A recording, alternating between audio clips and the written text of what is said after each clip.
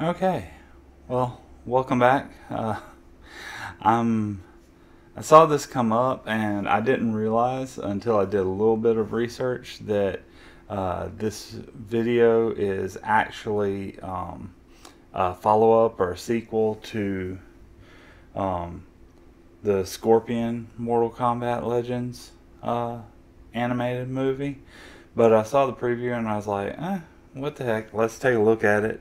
I will say right off the bat, one thing I noticed is that the green bar at the beginning says following preview has been approved for appropriate audiences. The film advertised has been rated R. So afterwards, I just want to have a little conversation with y'all about what do you think about that. It's not as big a deal in Mortal Kombat. We know that was always controversial and such, but anyway, we'll get to some of that in a little bit. For right now, first time, never watched this. Obviously, haven't watched the precursor to this, of which this is a sequel. So here we go. Without any further ado, Mortal Kombat Legends Battle of the Realms. So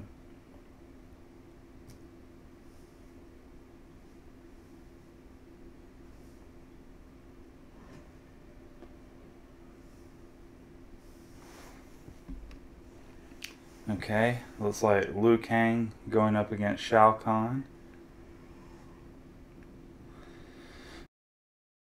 Okay, having a big throwdown. The hammer.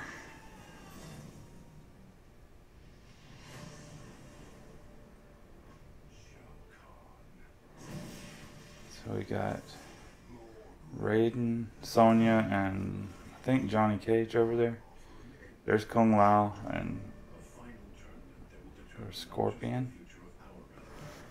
Alright. Kung Lao, Jax, Katana, Striker, and Johnny Cage.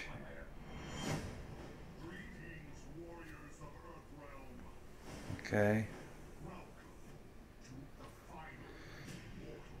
Final Mortal Kombat. Okay.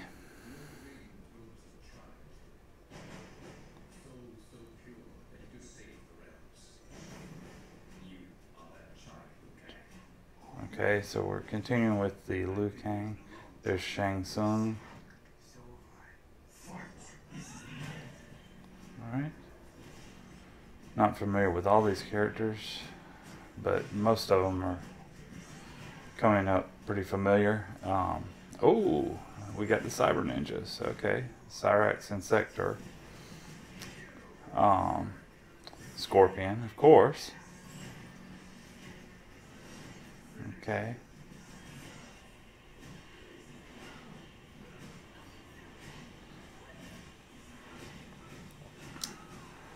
Okay. Fatality. Okay. Interesting. Smoke. Anyway, what I wanted to say was, one, I didn't realize that this was a follow-up to the Scorpion one, so I would have to watch the Scorpion one to, and I had wanted to, I just never got around to grabbing it. Hey, if it's something, if you enjoy it, you enjoy the Mortal Kombat mythology, I kind of stalled and stagnated in it all after about 3 in the arcade games, because that was my generation growing up and everything. But what do you think? Do you like a lot of the other stories where they went and did like mythologies and followed certain characters? Some of the more modern kind of Tekken inspired 3D version rather than the side-scrolling fighting of the earlier games. But here's the thing. While I know it was mature because of the blood and the gore and the violence and stuff, some folks might say like suggestive content as far as what the characters wore and such, especially the female characters. But I don't know. I guess I'm a little disturbed and aggravated because I read a little thing reading about the precursor to this movie's trailer, the Scorpion Mortal Kombat Legends movie, and thank you, Artemis, if that gets picked up. But oh goody, we're having our own clawed creature running through. Anyway, so that should be interesting if you hear that. As I'm looking at this video and trailer, it reminded me of the fact that the first one, it was saying that this was one of the first Mortal Kombat features or films that had gotten an R rating, and it was animated. And then, of course, in the past, I guess a few months or so, I went and saw Mortal Kombat, the newer film, and I was prepared for the gore, the blood, the fighting, that sort of stuff. No shock, no surprise there.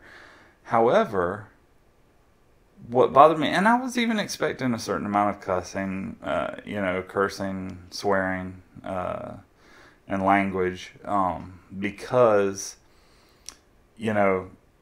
Deadpool, Logan, they've all sort of set that precedent for things that are not really for kids, even though the initial concept and the idea was something for kids, maybe albeit older kids, teenagers, but not necessarily. Now these are those kids that grew up with the thing, have now grown up, and they still want the same entertainments, and here they are. But I guess for me the problem is when that character or that story or that information goes and it crosses the line into, it's in both realms. Like, there's a version of the character that is within the children's domain, and then there's a version of the character that's within the adult, now grown watcher of this thing. And people seem to feel like, well, you've got to up that intensity level, you've got to make it more gritty and stuff for the adult level. And I guess what bugged me about that was when I went and saw, one of my teenagers is old enough that he meets the age requirement generally for a rated R movie. The other is not. And we go in there and we're watching the movie, and it's fine. It's a good movie. I enjoyed it. I mean, it's not my favorite, but it's cool. I enjoyed it. But what I did not enjoy was there was one character in the Mortal Kombat live action film of recent date that was like forced to up the swear count. Like, he was dropping F-bombs in places that, I mean, I've had friends and I've known folks that curse like a sailor, as the saying goes, and I've never known anybody to try to insert that word in the places where he was trying to insert that word. And it just came off as very forced in the live action movie. And to me, it was like, yeah, we're forcing it, we're upping the count to get an R rating. That same weekend, we went and saw the movie version of the Demon Slayer anime. At first, I wasn't going to take him to see it because I was like, oh my gosh, this is 2 R-rated movies in a weekend. I mean, my oldest, probably not a big deal. For the younger one, I don't want to expose him to a whole bunch of that sort of stuff before his time and his maturity level. And when I got to doing the research on it, I found out that in its original Japan, the Demon Slayer movie was actually the equivalent of a PG-14 rating. They don't have like PG-13, but it was PG-14. And so I was like, okay. And I understood there was going to be blood and gore and that sort of thing. And I guess what I didn't realize as I was watching it, because it didn't have the level of the language that the Mortal Kombat live action movie had. It didn't have some of those elements. It still had folks in peril of dying and different things of that nature. Maybe not being killed gruesomely per se, but there was the potential that they were going to very gruesomely be killed. And actually there was death in it too. But until recently, when it came out on the Funimation app, I didn't realize at the time when I was watching it why in America that might have gotten jacked up to an R rating, is that one of the techniques that the protagonist uses to break himself out of slumber is in his dream. He keeps committing harikari, or he keeps committing I've forgotten the Japanese word for it, but anyway, it is basically suicide on your own sword. And because of the repeated times that he ends up having to do that to break out of this spell of slumber, I'm like, okay, that's a little bit intense for the younger viewers. Probably culturally it's not as big a deal because it's part of their culture, heritage, and history, with the Japanese culture, as much as it is in America. So as I was looking at that, I'm thinking to myself, okay, and I was making reference to this earlier, the thing I don't understand is why we will have a character that crosses into different domains of something that preteen or early teens might be interested, that in Japanese culture would be like the shonen sort of area, but in America we'll have that same property be there, but then when it gets to the kid that initially grew up with the story, now that they're an adult, they want it to be adulted up. And this is a big debate. It's been going on ever since the Deadpool films came out. And that one was a stark one for me because my oldest wasn't old enough for R-rated movies, and this was going to be pushing the envelope. The Deadpool live action films, we found a way in one of them for it to be edited for content using a filtering system for streaming, but that really bugged me at the time when they did that, because here you are, you've got your video, your movie character, the property, Deadpool, and I understand in the comics Deadpool was pretty much that mature rating. He went off of this end. I mean, just like with the Demon Slayer stuff, he ends up, being very foolhardy and in situations where he gets killed in essence, but he always seems to spring back and heal and come back from it. The problem I had was, at the time, both of my sons were still really watching things like Ultimate Spider-Man and such that were on Disney and things of that nature, and they had seen Deadpool as a character, and he was just a crazy, wisecracking merc with a mouth in the Disney-fied Ultimate Spider-Man version of that was animated that they had seen. So now they're familiar with Deadpool. They're not familiar with Deadpool the grown-up, gritty sort of anti-hero that he is in films and in a lot of the comic books. But now they're familiar with a version of Deadpool.